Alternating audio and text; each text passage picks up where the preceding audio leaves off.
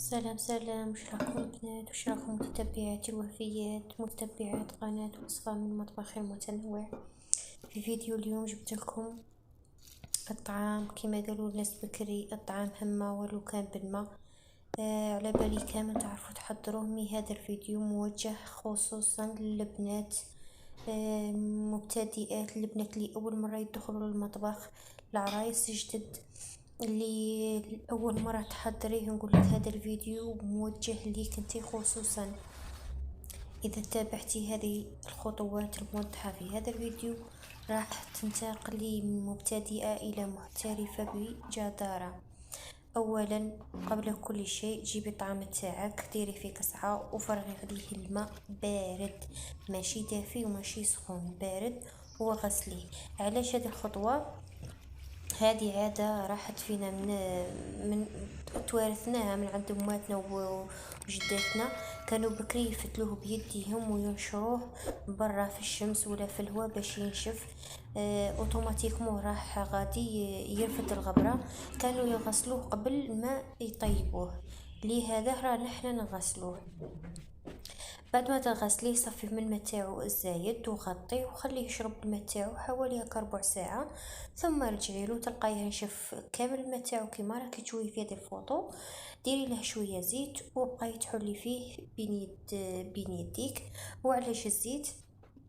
الزيت يخلي الطعام كي يكون يفور ما يتلاصقش، حبات الطعام ما تلاصقش مع بعضها وما تتكورش. وكي تفوريه التفويره الاولى وجيتي عاوديه راح ينتحلك بكل سهوله وكانه ما تشمخش كامل. حليه مليح بين يديك حتى تاكدي بلي ما بقات فيه حتى كوره.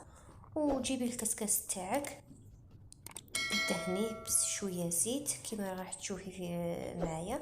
الدهنيه بالزيت باش الطعام ما يلصقلكش في الكسكس، وكي تجي تفرغيه ينزل كامل ما يبقاش لاصق في الكسكس.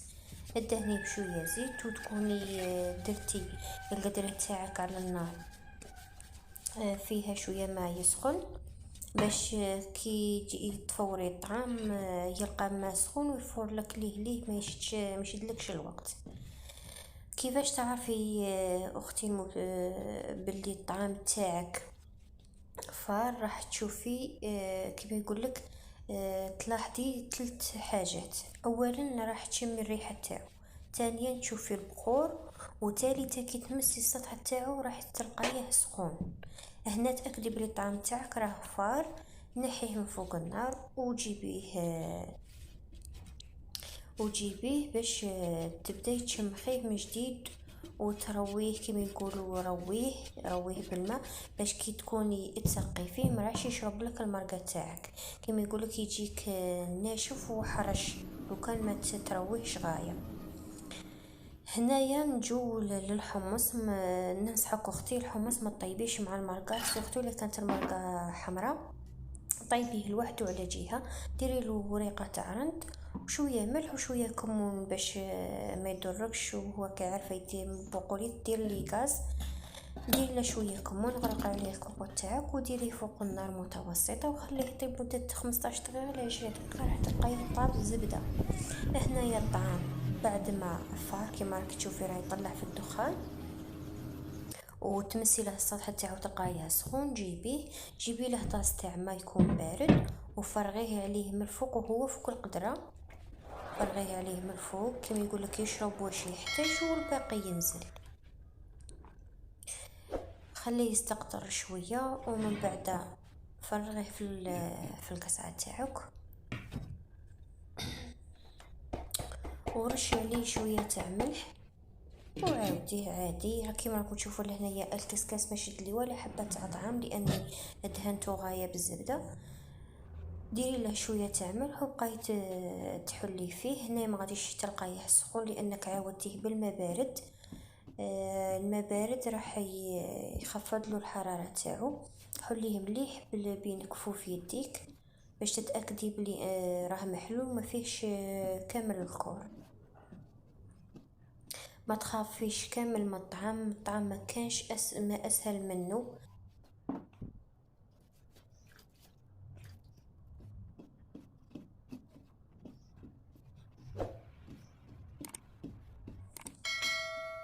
حليه مليح، واذا لقيتيه خاصه شويه تاع ما زيدي له الماء وبقاي تعاودي فيه.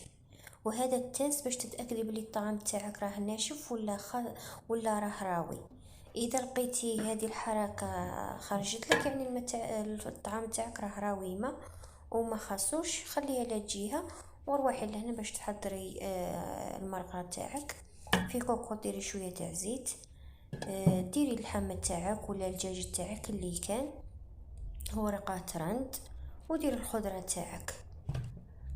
انا استعملت لهنايا كابويا خضراء، بصل، بطاطا، زروديه، وحبات طماطم وسنة ثوم، لاني من بعد راح يبقى لي نعرف المرقه راح تبقى لي ما غاديش نرميها، والخضره بعد ما نصفيها ما غاديش نرميها، راح ندير بها شويه تاع حريره. استغلي توجور المرقه تاع الطعام اللي تبقى لك ديري بها حريره ولا شوربه. قطعي الخضره تاعك، الزوديه والكابويا والبطاطا ما تقطعيهمش لانك غادي تسوقي بهم مع التالي. نقطعي غير البصل والطماطم وسنه تاع الثوم، وديري القزبره تاعك، وهذه هي مرقه الطعام. راني نقطع في البصل والطماطم صغار باش في التقليه يطلوا البنه تاعهم ماشي كيما يكونوا على حبه. ديري خضرتك كامل في الكوكوط تاعك، زيدي توابل، الملح، ديري شويه حرور، شويه كمون، شويه زنجبيل. اذا كانت عندك طماطم كونسونطري ديري، ولا ما كانش ديري فلفله حمراء. وهذه اللي راكم تشوفوا فيها هذه العيدان تاع القزبر جافه يابسه، انا نحي الورقه على جهه والعيدان ما نقيسهاش، نشفها ونطيب بها في المرقه تاع الطعام، مرقه تاع الحريره. وراني نقلي فيهم لهنا على نار متوسطه كما راكي تشوفي اختي. كي تتاكدي باللي الخضره تاعك تقلات مليح واللحم تاعك تقلى مليح، زيدي الماء السخون. اذا هي في الحقيقه قلي بالحاجه كما يقولوا، قلي اللحم هو الاول ثم البصل والطماطم وبعد زيدي الخضره تاعك.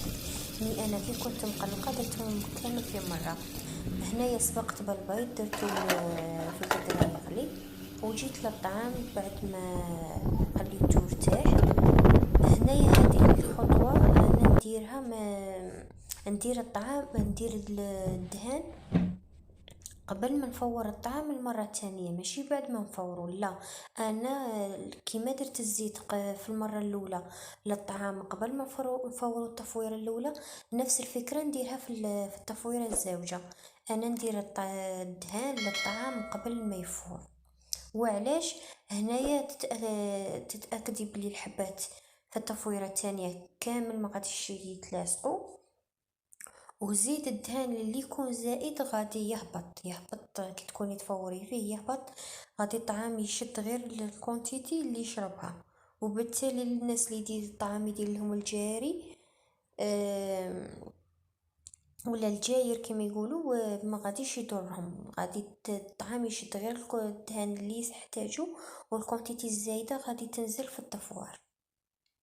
حلي هنايا مليح الطعام تاعك بينك في يديك ودخلي له كامل للدهان، وعاود ديريه في الكسكاس تاعك. وبيان سور تكون القدره تاعك راهي على النار، الماء فيها سخون باش الطعام يفور لك بالخف.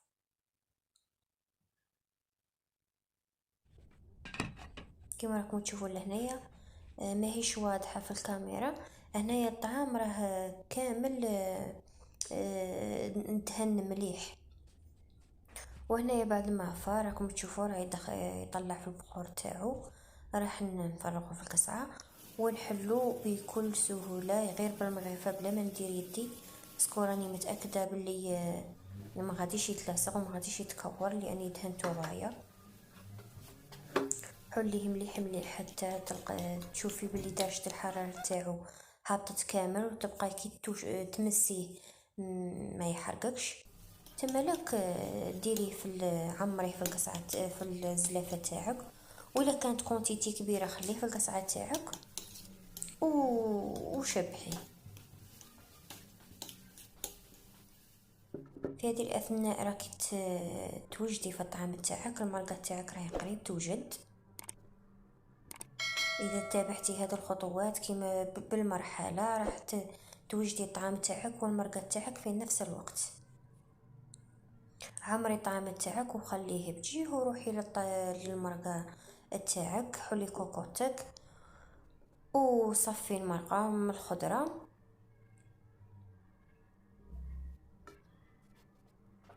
انا هنايا المرقه بعد ما صفيتها عاودت رديتها على النار درت لها قزبر مقطع باش نزيدها في البنه، وقصت لها قطعه صغيره تاع قرفه ولا حبه كبابه.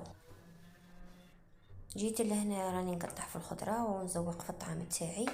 هذه طريقتي، ماشي طريقتي، هذه فكره من الافكار المختلفه في التزيين تاع الطعام. كل مره ان شاء الله غادي نعطيك فكره. انا هنا درتو غير بالحمص، ما درتلوش الزبيب لانه غير للدار فقط. بصح في حالتي اذا كان عندك ضياف ولا كانت مناسبه ولا عيد ولا ديري له الزبيب، زوقيه بالزبيب. وكل جهه وطريقتها في التقديم تاع الطعام. احنا الناس الغرب نديروه بالزبيب، نقدموه بالعنب. مثلا جهة معسكر يقدموه بسلطة، مع السلطة بصل وطماطيش. ايه فكرة هما تجيهم هكذا، ما على باليش هما ياكلوا كيما هكا. انا ما سيداش هذه الفكرة. وهذا هو طعامنا بعد ما زوقناه.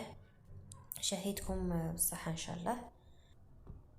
وفي الاخر ما بقى غير نقول لكم للاخوات اللي مازال ما اشتركوش يشتركوا، عائلتنا تكبر بكم. والاخوات اللي دخلوا جدد معنا نقول لكم مرحبا بكم. دمتم اوفياء والى الملتقى ان شاء الله في فيديو جاي. سلام.